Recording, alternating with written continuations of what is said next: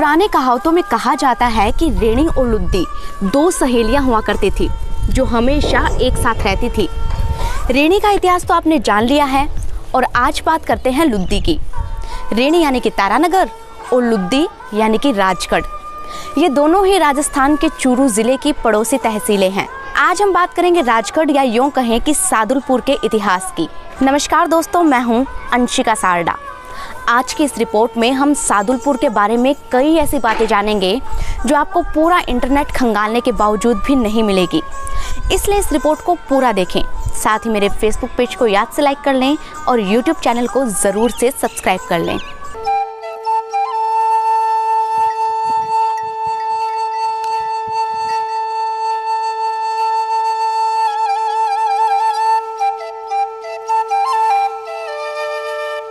Steel king Lakshmi निवास Mittal, RBI के governor रहे विमल जालान इसी शहर से आते हैं। सबसे पहले लोकेशन की बात करें तो ये शहर दिल्ली से 234 किलोमीटर दूर, चूरू से 60 किलोमीटर और तारानगर से 36 किलोमीटर दूर पड़ता है। इसकी सीमा हरियाणा से भी लगती है और ये चूरू हिसार नेशनल हाईवे पर पड़ता है। ट्रेन से कोई आना चाहे तो सादुलपुर जंक्शन के लिए टिकट कटाएं।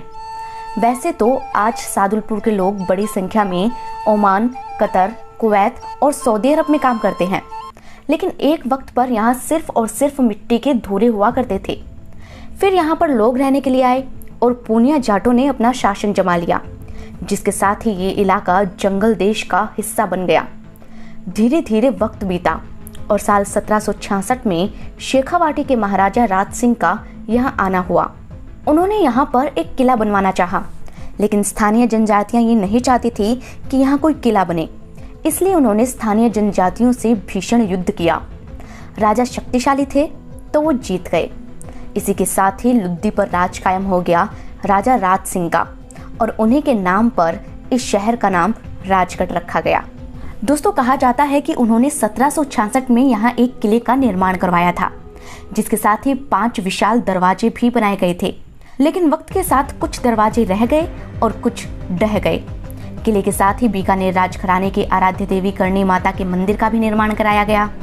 दोस्तों, किले के निर्माण के बारे में कहानी तो एक ही है, लेकिन साल अलग अलग है। कुछ लोगों का कहना है कि साल 1806 में ये किला बना था, तो शहर के कुछ निवासी इसे 1766 में बना हुआ बताते हैं। खैर, धीरे धीरे वक्त बीता और ये इलाका भी बीकानेर रियासत का हिस्सा बन गया। समय के साथ साथ यहाँ विकास भी होता गया। यहाँ पर पहला शाही डाक खाना बना 1891 में और पहली टिकमाणी संस्कृत पाठशाला बनी 1892 में। साल 1893 में यहाँ पर पहला सरकारी हॉस्पिटल बना। साल 1911 में इस शहर ने विकास की असली इबारत लिखनी शुरू की, क्योंकि तब यहाँ पर पहली रेलवे लाइन बिछाई गई थी। लेकिन देश में यूपी, मध्य प्रदेश समेत राजस्थान में भी कई शहरों का नाम राजगढ़ था। अब एक जैसे नाम की गफलत से बचने के लिए राजगढ़ जंक्शन का नाम बदलने पर विचार किया गया।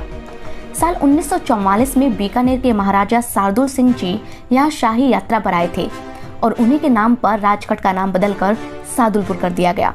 दोस्तों, राजस्थान में पुराने ज़माने में अगर कोई ज़्यादा नखरे करता या ज़्यादा अमीरी दिखाता तो लोग उससे पूछते थे कि क्यों भाई, तू बिरला का भांजा है क्या? और आपको बता दूं कि देश के मशहूर उद्योगपति परिवार बिरला के भांजे भी इसी शहर से आते हैं, जिनका नाम था सेठ सूरजमल मोहता। उन्होंने राजगढ़ में कई स्कूल, हॉस्पिटल और इमारतें बनवाई।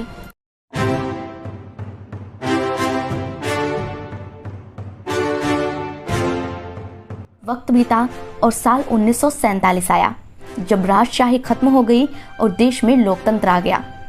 भारत आज़ाद हुआ तो राजगढ़ बन गया चूरू जिले की एक तहसील, विधानसभा क्षेत्र और नगरपालिका, जिसमें 40 वार्ड हैं। हर एक शहर की अपनी खास पहचान होती है। राजगढ़ की पहचान है यहाँ की त्रिकोणीय राजनीति से। यहाँ पर बीजेपी कांग्रेस के साथ ही बीएसपी का पलड़ा भी हमेशा भारी रहा है। राजगढ़ खेलों में भी हमेशा से आगे रहा है। पद्मश्री कृष्णा पूनिया और पैरा ओलंपिक में मेडल पाने वाले देवेंद्र झाझड़िया भी यहीं से आते हैं। लाखों माचिस, चिलम, नोट, अखबार और अलग अलग तरह की चीज़ों का कलेक्शन करके शानदार म्यूजियम बनाने वाले श्याम सुंदर अग्रवाल भी राजगढ़ के ही हैं। उनके कलेक्शन और म्यूजियम को देखने के लिए लोग देश विदेश से राजगढ़ आते हैं। प्रसिद्ध मंदिरों की बात करें तो राजगढ़ का टिकमाणी मंदिर और लंबोर मनसा माता का मंदिर बहुत प्रसिद्ध है, जहां पर मत्था टेकने के लिए लोग दूर दूर से आते हैं। शहर के घंटाघर के बारे में लोग बताते हैं कि इसे एक ही दिन में तैयार कर दिया गया था। यहाँ की सिट्टा मिठाई पूरे राजस्थान में नहीं बल्कि पूरे भारत में मशहूर है। यहाँ के निवासी शहनाज अहमद का नाम तो तिरंगा प्रेम के कारण एशिया बुक ऑफ रिकॉर्ड्स में दर्ज हो चुका है। शहनाज की डायरी, फाइल, लैपटॉप और जेब से लेकर उनके तमाम इस्तेमाल वाली चीज़ों पर तिरंगे का स्टिकर चिपका होता है और ये सिलसिला कई सालों से चल रहा है।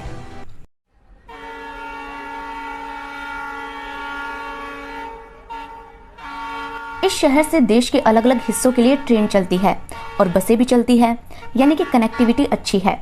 इसके अलावा कई बड़े स्कूल हैं जैसे कि Mohta public school, Lords international school, और यहाँ पर दूर दूर से बच्चे पढ़ने के लिए आते हैं। यहाँ के प्रमुख गांवों की बात करें तो खेमाणा, बीजावास, हरपालू, ढाणी कुमारान और नांगले समेत ये कई गांवों से घिरा है। ये तहसील चूरू जिले में आती है, इसलिए यहाँ पर गर्मियों में गर्मी और सर्दियों में सर्दी ज़्यादा पड़ती है। मुख्य फसल की बात करें तो बाजरा, मूंग, मोठ, चना, मूंगफली और गंवार यहाँ की मुख्य फसलें हैं जो प्रमुख रूप से उगाई जाती है। धीरे धीरे विकास की राह पर बढ़ रहे राजगढ़ शहर का ये इतिहास आपको कैसा लगा, हमें कमेंट करके ज़रूर बताएं। दोस्तों, इस रिपोर्ट को बनाने में राजगढ़ के रहने वाले धन्नापुरी गोस्वामी और श्याम सुंदर अग्रवाल ने हमारी बहुत मदद की है। इनका बहुत बहुत शुक्रिया।